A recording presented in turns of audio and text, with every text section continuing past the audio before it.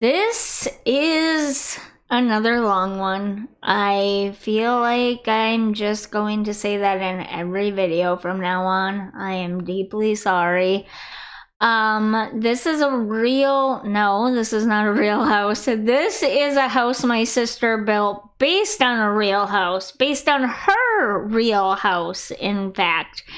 And initially, the idea was for me to remodel it. No, not remodel it.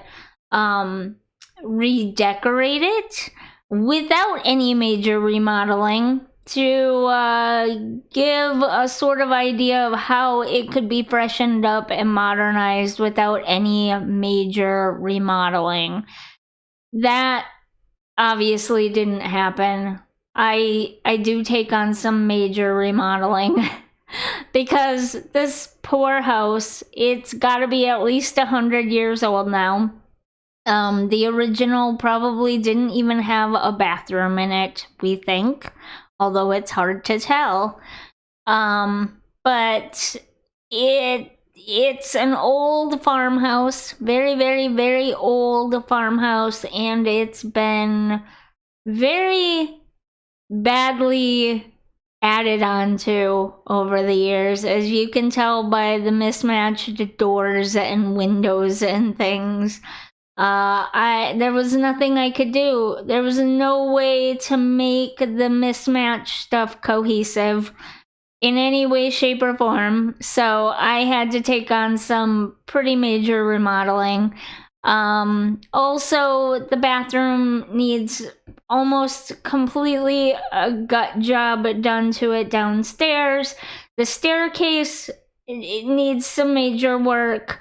There's just no way around that one at all. Even if you avoid all the major work in other areas and leave the poorly mismatched windows and the bathroom the way it is and stuff, the staircase has to be fixed.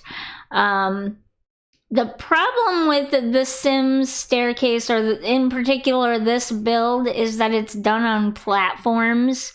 And so the staircase wouldn't typically look like that. Even in the Sims, it wouldn't typically look like that. And it won't look like that in her house when she remodels it. It will have a U and come down 3 or 4 more stairs or thereabout, or a switchback and come down 3 or 4 more stairs. In this, because it's built on top of a platform, it just has one singular step there, and that meant that I had some space above it to put a little thing in the upstairs area. However, in real life, that's not going to be there. That whole staircase area will be completely opened, and the staircase will come quite a ways down and around, which is why I ended up leaving that hallway completely open. And later on, you'll see that all I did was stick a plant and some dog dishes there. The dog dishes could essentially be moved to almost anywhere, including possibly the laundry room or the new hallway that I create that leads to the new back door that I create eventually here. But I essentially left that area where I'm putting stuff in right now. I left that open because in reality, the stairs will do a sort of kind of switchback thing like you get when you're coming down steep mountainsides and stuff. It'll be like I don't know what it's called with stairs. I don't know, but you know what I'm trying to say, right? There would be more stairs there than what is shown. That bottom step would not end at just one step, basically, is what I'm saying. Also, as always, the proportions in The Sims are vastly off from real life. So even though it looks like this is a tight, crammed in space in the new kitchen dining room area, in real life it would not be that cramped and tight. There would be plenty of room to walk around everything. It's just that the proportions of cabinetry versus rooms and stuff is just really, really off. So That's the only other thing that I would note. However, in the living room, the proportions are off in a completely different way. My sister bought this massive couch that she tried to put, that she has in her living room, and it's a beautiful couch. It's a nice couch, but it's huge and it takes up so much space in her living room that I feel like there seems to be more space in the Sims living room than what's in her actual living room because of how massive her real life couch is. And the couches in the Sims are actually quite small in comparison. So, you know, that's just the weird ways in which the Sims works versus real life. There is one room that I did attempt to tackle, and that is a little bathroom underneath the roof line upstairs, but you just can't do it in The Sims. In real life, if I were remodeling, redesigning that room, I would put a couple of skylights in. I would possibly flip the bathtub with the sink, because the sink is right as you walk. Well, I don't think you can, actually. Now that I think about it, you can't. The sink has to stay where it's at. Okay, well, either way, I would put a couple of skylights in that room, maybe a bumped out or like a dormer type skylight in that room. And yeah, I guess I'd leave the bathtub with no shower. Well, you could bring a rain head shower over top of it. I don't know. You'd have to see this bathroom, and you'd have to see the ideas that we've looked at for fixing this bathroom. It's doable in real life, but in The Sims, it is not doable because of the way the building mechanics work in this game. I tried for 4 hours. I tried, and there was just no easy way to fix it. I might go back and play with a few other ideas and see if I can't make something of that room for a future video. But for this video, for right now, I already spent 3 days on this house, and I was getting frustrated, and I just needed to walk away from that bathroom and finish the rest of the upstairs and be done with it, because The Sims makes building rooms underneath roof lines impossibly difficult. So that's why I didn't touch that room, but I can touch on rooms like that in a future video, including this room, that room in this particular house too, if my sister also wants it. Other than that, I tried not to do too many major construction things that are gonna like seriously alter this house. It looks like they're major things, like adding walls and stuff. It looks major, but really it's not as big of a deal as it seems to add a wall, especially once you understand the mechanics of building a wall, or if you have a contractor or someone come in and do it for you. It's actually quite easy to add a wall in and break a space up. It's just a matter of doing it the right way so you're not making a mess of an already messy house. I'm sorry, but the people who have added on to this poor house over the probably 100 or more years that this house has been around did a really bad job at it. People should not be adding extensions onto their houses without really seriously thinking about the resale value and asking contractors and interior architects and designers before they take it on, because I've seen some really badly cobbled together houses before, and this poor house has been so cobbled together that it is ridiculous. But honestly, with the vision that my sister has, and maybe some of the things that I incorporated into her vision, because this that I did right here, it's kind of a combination of the original vision that she has for the house mixed with some things that I would do to make it a more cohesive looking house, and to just add some functionality in some spaces without getting weird about it. It's really hard to explain without going through her actual plans and what I would actually do. But basically, her plan and my plan meshing together as one plan kind of creates this beautiful space that has been reworked and is just, it's much more cohesive, much more functional for her family, and it increases the resale value of this house a ton. So I think, yeah, I kind of like it. Maybe that's being like a little too pat myself on the back, but I actually kind of like the way it turned out, meshing our two plans together with how I would do it. This back patio door here, right outside of that is where they park their cars, on a gravel driveway. Most people would not add a patio or a deck or whatever there, but I did because they don't really have a space anywhere else for it.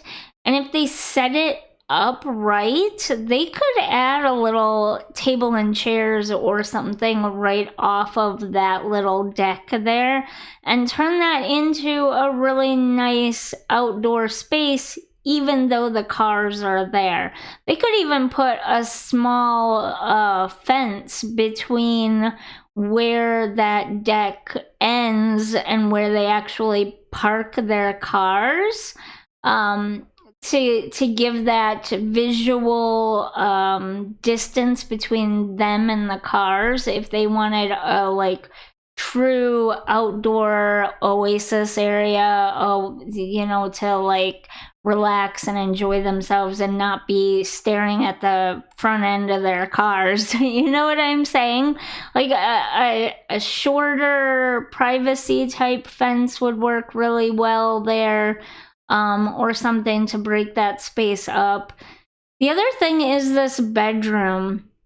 This is not at all what my sister has planned for this bedroom. The thing is I think the plan that she has for this bedroom is not gonna work. She's not gonna have the room that she wants to implement that plan. And on top of it, I think it's a very specific, it just seems like the wrong type of house to do this sort of thing that she wants to do in. And the idea is that clock that I took off the wall next to the window, that is supposed to represent an electrical panel. And what she wants to do to reconstruct this room is all based around hiding that electrical panel. Well, there's a much, much more simple way of hiding that electrical panel without breaking the room up into weird spaces, and that is just to put a canvas painting on hinges over top of it. It's perfectly allowed by code as long as you can get that canvas off the wall quickly to get to the electrical panel. It's totally fine, and you don't have to build like weird walls and block windows and stuff to do it. The other thing is I would definitely add a second window in that room. Also, going back now, that little bedroom that I did downstairs, I was thinking it would be kept as an office eventually, and you could really resell this house better as a 3-bedroom rather than a 4-bedroom, because that room is very tiny.